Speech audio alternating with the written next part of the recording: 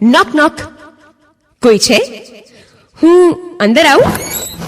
Whose there? અરે હું તું તારો અંતરાત્મા. 2 મિનિટ વાત થઈ શકે?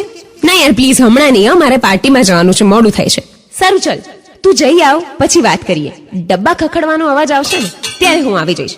ઓ હેલો, 1 સેકન્ડ. પાર્ટીમાં જઉં છું અને ત્યાં ફૂડ તો હેપી રિયલાઇઝેશન. ડબ્બા તો ખખડશે જ. કેમ, શું થયું? યાદ છે લાસ્ટ ટાઈમ રુચિની બર્થડે પાર્ટીમાં ગઈ હતી? એ રેસ્ટોરન્ટનું મેક્સિકન હોટપોટ તને બહુ જ ભાવે છે, તો પછી કેમ ખાલી ગ્રીન ટી પીને પાછી આવી ગઈ? ને પછી ઘરે આવીને ડબ્બામાંથી નીકળતા ખાખરામાં તું મેક્સિકન હોટપોટનો ટેસ્ટ શોધતી હતી. અને યસ, તમે, હા તમારી સાથે જ વાત કરું છું. તમારી સાથે પણ આવું થતું હશે ને કે એક સાઈઝ નાનું જીન્સ પહેરતા હશો કે ના આઈ એમ નોટ ફેટ, પણ ઘરે આવીને વેસ્ટ પર પડેલા જીન્સના માખ એ વાતની ચાડી ખાતા હશે.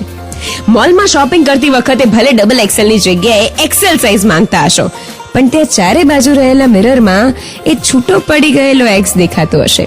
વેઇંગ મશીન પર ચડતાની સાથે જ હાર્ટબીટ્સમાં ફ્લક્ચ્યુએશન આવતું હશે કે યાર હું બહુ પતલી તો નહીં થઈ ગઈ હું ને, કે યાર મારું વજન બહુ તો નહીં વધી ગયું હોય ને.